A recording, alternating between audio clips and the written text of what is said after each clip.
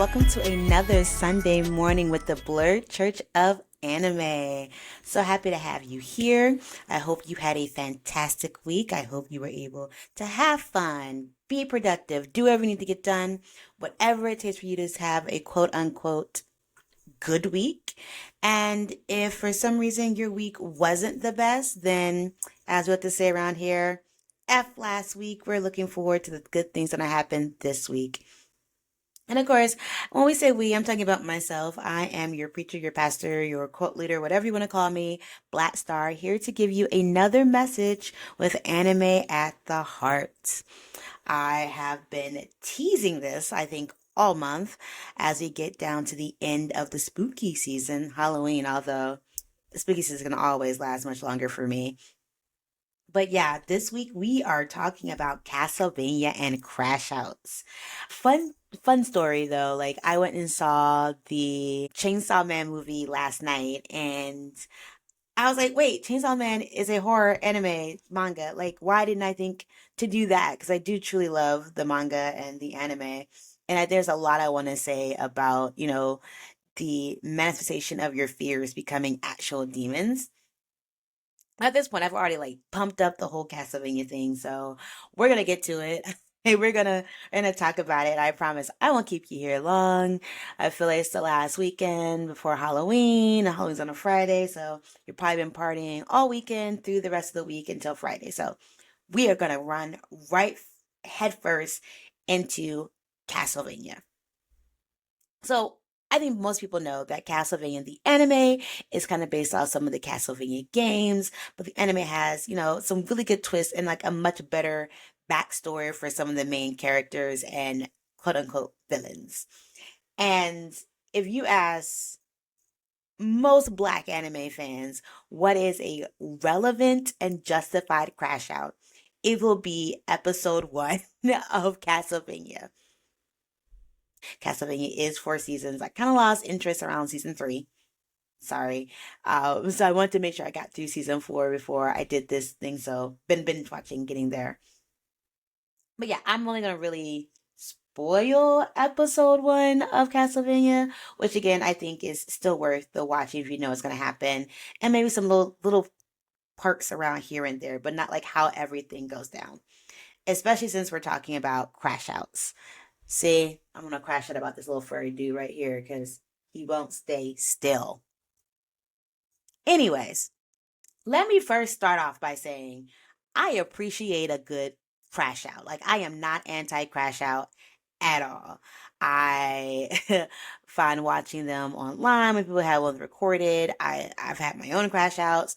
I think crash outs as a general like state of being can be very important to development. And if you're wondering what I mean by a crash out, if I were to go to Urban Dictionary or whatever, crash out is like an extreme emotional response. Typically, it could be yelling, could be throwing things, could be violent, could be just like or just a really big blow up. Especially when you feel like you've had too much happen. Uh, I think crash outs happen for a variety of reasons. And I think there are some crash outs that are justified, which we talk about, and then some crashes that are not quite justified. I tend to be a little bit more harsher towards people who crash out on people who didn't cause the harm, if that makes any sense. Or I think Josh Johnson had a really, really funny, like, kind of skit about this. Someone crashing out at a McDonald's because they didn't give you the right type of sauce to go with your nuggets. When really, like, the crash out isn't about the nuggets or the sauce. It's literally like all these things that came before that you've been holding it together, keeping it together, wanting to be good about, and then this one little thing breaks the camel back, and you just go off, and you are spilling your guts. You're like throwing a tantrum in front of these like workers who because you feel like they don't care and the lake is just sauce because they don't see all the background. I don't like to see people, especially folk at work, be abused when they're not the ones really being the jerks. When it's really like something else has prompted you to crash out. I think that does happen a lot where, we hold on to a lot of other things and then that one tipping point happens. It's like, what they say in Encanto is that pressure where you just feel everything drop and then, someone else becomes the target of our anger, the target of our frustrations. And I feel those are really unjust. Like the crash out itself and you needing to get that out, justified, but who you crash out on, unjustified. I do not love those things, especially when people are in danger because you can't hold your emotions. And it's not about really that person. It's not about the chicken nuggets and the sauce. It is really about, all these other things, lost job, lost family member, all this kind of stuff that is like you just couldn't deal with at the moment. And now you're taking it out on some poor stranger who doesn't know what to do. Like now you have to get like escorted out of the store and you can never go back to the McDonald's. I think a more justified crash out, or I think crash outs work best when you're doing it with the person who's caused you harm, or someone who personally knows you a lot better or cares about you in some type of way. And I'm gonna get into why that is in a second. But I just, there's a lot of different types of crash outs, and I think I feel we are so unserious sometimes can really make fun of crash outs and seeing how people are like at their worst dealing with the situation. And sometimes you'd be like snaps and claps for, how people come at other folk. And that's fine. I just want to say that, like, in general, as I talk about crash outs, I'm not saying people should not crash out or that like you're a bad person if you crash out. I feel like it's a human emotional thing, like crying. It's a stress reliever. But I also do wonder like how you're relieving your stress on certain people. With that caveat to the side, let's talk about one of the most epic anime crash outs. And that is Dracula, or Vlad Dracula Tempest in Castlevania. So for those who are new to Castlevania, and again, first episode spoilers mostly. So Dracula, Vlad the Impaler, like just let's start there with that. He's not friendly towards humanity, not a big fan of them. He is like the alpha vampire, the leader of his race, but he lives in a castle all alone, lived a very long life, has the people heads on the stakes and things impaled outside his castle to be like, leave me alone, don't come to my castle, whatever. And got all this knowledge about magic and science and blah blah blah. A human woman named Lisa shows up at his front door and she's like, hey, I want to be a doctor. I want to be able to help people through medicine, and you have all the scientific knowledge. Teach me. And Vlad's like, I don't like humans. Like, you're barking up the wrong tree. You should go somewhere else. And she's like, nah, I think you can do this. And he is intrigued, and so he does start teaching her. They fall in love. They get married. They have a kid. And she's really trying to encourage him to like look at humanity with different eyes. She's like, all humans are bad. I know you've had bad experiences with them. You know, you should go out into the world and travel and see humanity as we are now. And because he loves her, Vlad Dracula decides to do this. Unfortunately, while he's away on one of his traveling journeys and living among humans and blah, blah, blah, Lisa, his wife, gets accused by the church of being a witch and she's burned at the stake. Dracula comes home and his cottage is burned down. People are laying flowers at the site, and he asks what's going on, and like, oh, your wife, they killed her. Like the church and the people in town have killed her, and he does not take this well, justifiably. Like this is a woman who said go out and live among humans, get to know them, and then there's humans that torture and kill his wife for trying to help other people. Like she is labeled as a witch because she has scientific tools and things because she's using medicine to eventually like help and save people's lives. So this is a huge slap in the face. And he goes to the church leaders. He finds the pyre where they have burned her at the stake. And he's like, what? Why did y'all do this? And they're like, she's a witch. And he's like, do you not fear me? And they're like, you're a legend. Like you're not real. The religious people, I'm just saying. And he's like, bet. I will give you a year to make peace with God, and I'm coming and I'm wiping all of you out. This whole country's gone. Like the plan to exterminate humans on. Now, everyone I talk to, when we get to this scene, it's just like, not fair. Like they killed his wife for insane reasons. And he already doesn't like humans. He's doing all of this stuff to like meld into humanity because of his wife. And then for the way they just disrespect him when he's like, "Why did you kill my wife?" Fair crash out. I think what makes it even more interesting is that like he doesn't crash out just in the moment. He doesn't go like, "I'm gonna slaughter everybody here right now." No, no, he makes his decision and then it's like a prolonged crash out because he's like, you got a year. In a year I'm coming back, everybody dying. Make peace with God, do what you need to do, we're done. And like I think he already made his decision before he went to go talk to the priest because he did tell the little lady who was like putting flowers at his wife's at the burnt college, like he's like, leave this country now. And maybe he was gonna crash out there and then he's like, nah, I'm gonna give y'all a year to like think about what you did. Then I'm gonna come and I'm taking everything from everybody. You are all guilty. Uh, and thus starts the story of Castlevania, which is pretty much about the extermination of humans by Dracula and his forces. Part I think of the waiting a year isn't just to be like, stew in the bed that you made, know that I'm coming back in anticipation, but also Dracula needing the year to plan to raise his army from hell so that way he could go about exterminating humans. So there was some planning involved in the crash out. This is such a well like this is meticulous crash out in some ways. If you ever played Castlevania, Dracula's not the good guy. There's all these other good guys that have to stop humanity from becoming extinct. A mass geocide. So, um, yeah, this plan can't go through. But we see in the first few episodes, humans getting murked left and right because a year goes by and Dracula shows up and they are having a party. They're having not a memorial service but a whole celebration on the anniversary of when they killed his wife. Now if it was me, done deal. Like no regrets on this one. Um but there are some things that Dracula regrets as this plan comes together.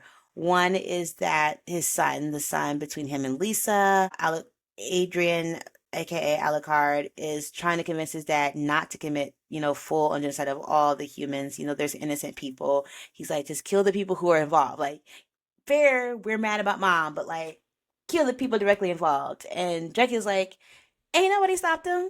Ain't nobody stood up for her. So then ain't nobody innocent. Like nobody was like, no, she's telling me da da da. They all let this woman to save their own hides. This woman who has like saved them from illness and sicknesses and scrapes and bruises and all the kinds of like things. They let her die so that way they wouldn't become the enemy. He's like, nah, all of humanity, of this whole country, gone. And it does cause him to fight with his son, um, because his son just isn't, he has a more of a heart for humans because he's half human and, just like his mom's teaching and everything. So again, an anime community, justified crash out. But it starts a whole chain of events that goes on for 4 seasons that become very convoluted. A lot of things happen, blah, blah, blah, blah. And it goes into the thoughts about like, what does it take and why do we have crash outs and what do crash outs actually accomplish? Because I would like to say most crash outs accomplish like a short term feel good and sacrifices long term changes.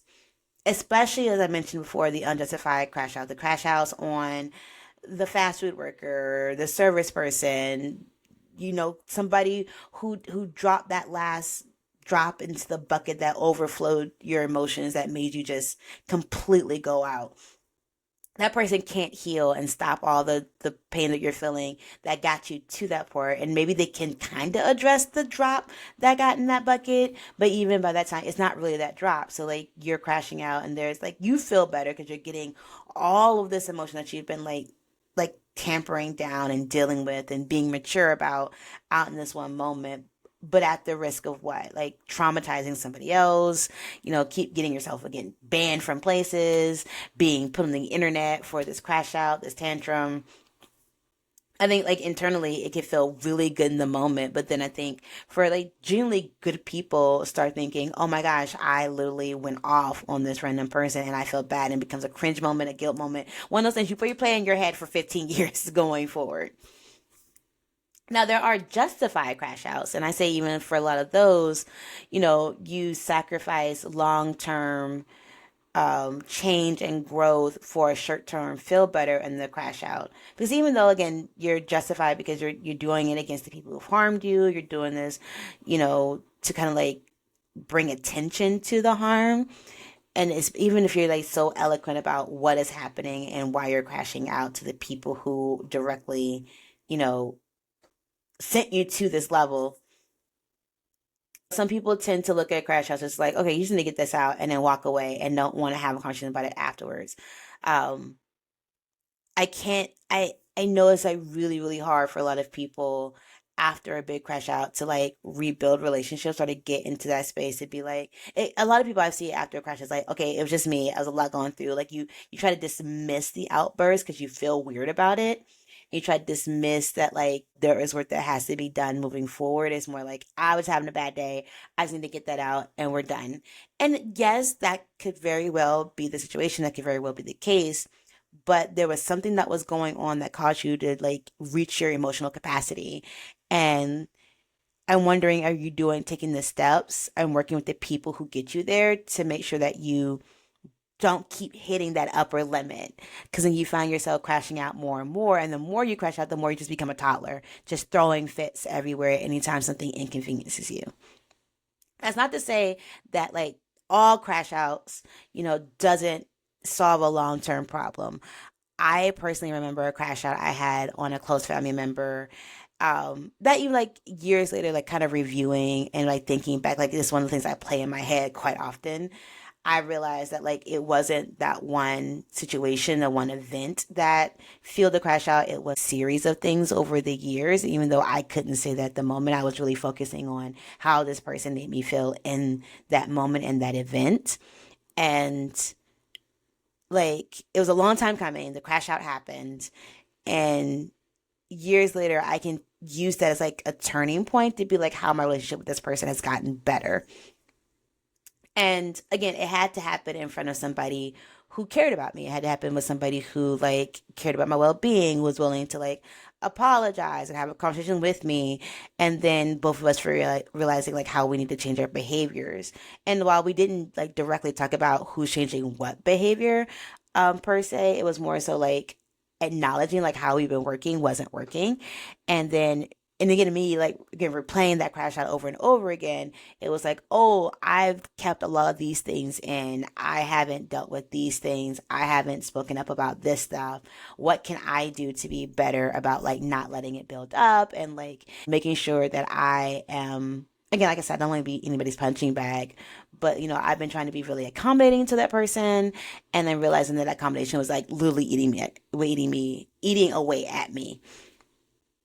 And like to this day, I think we have much better communication after that incident. I think that is an example of like the crash out. You know, it didn't give me short term relief. Like I felt very embarrassed after it all happened, but like I think long term, it did like help create a better pathway and better communication with this person.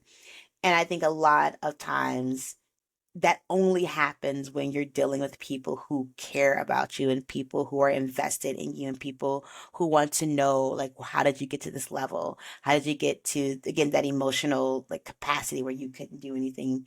This is all you could do is the screaming, the yelling, the fighting, the throwing things, whatever it is that you did in your crash out.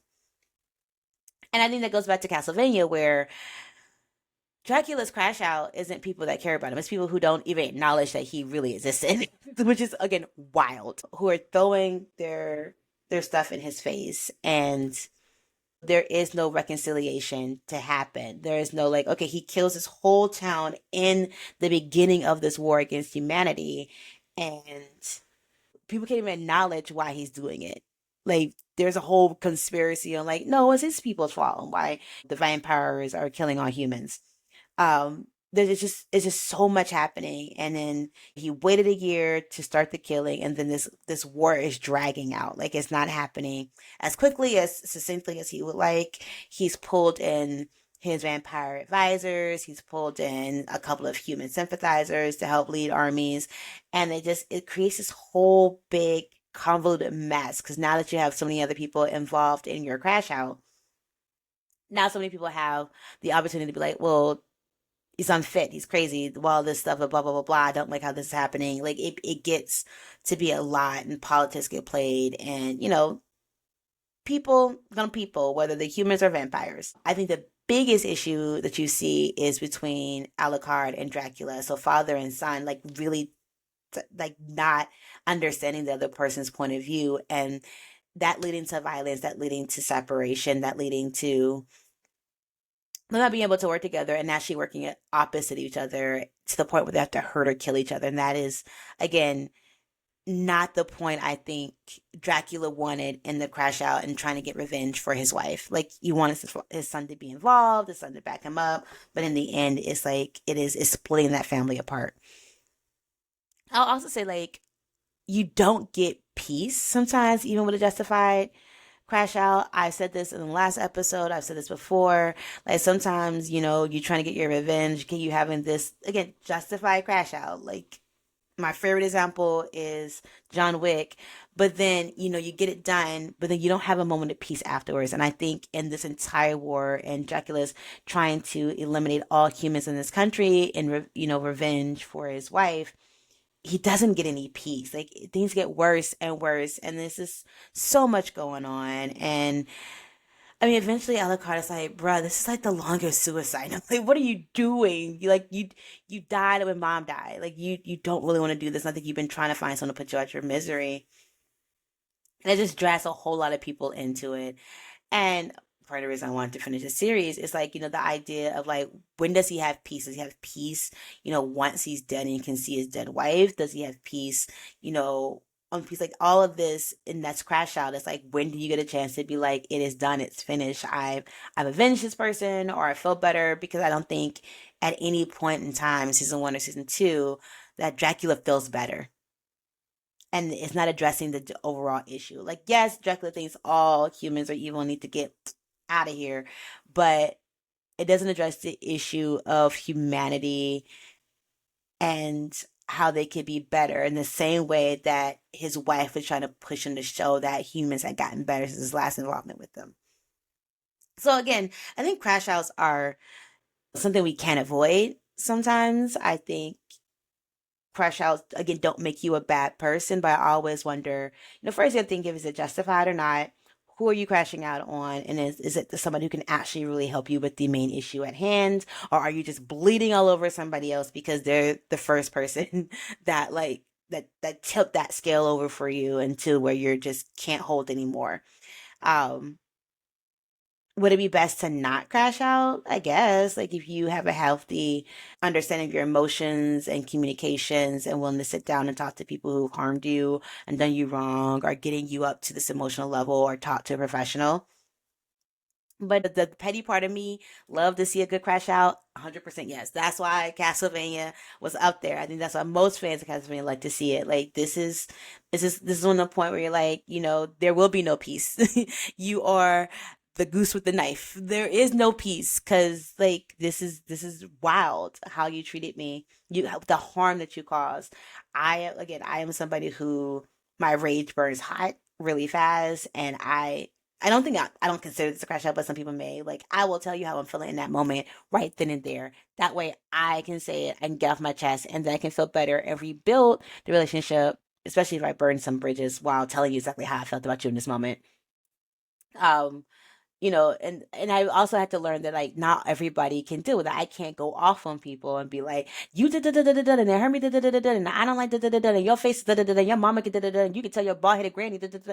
I can't go all out on people and then be like, whoo, got off my chest, I'm better. Girl, you wanna go get some food? Like, people, they got to process too, and learning how to let people process. I've done a lot with conflict navigation, and even my own style of conflict, and people who are conflict averse and trying to get, through how do we have communications and what it means to be elevated.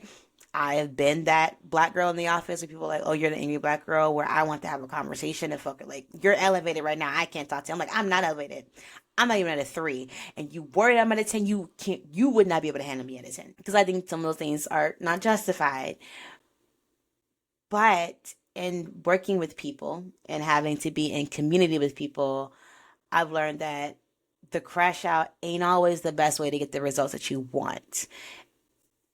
And again, I get it. It's like bursting into tears. It's sometimes not something you can control.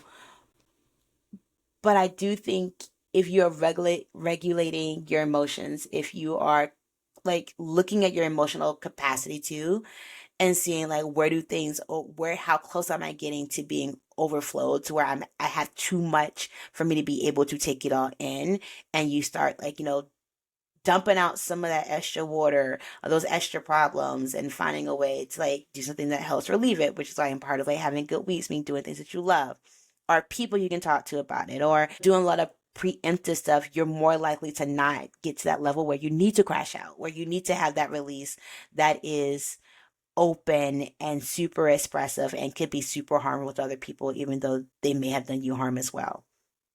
I mean, again, crash outs, justified crash outs. Love to see them, videotape them, put them on TikTok. I will watch them all day.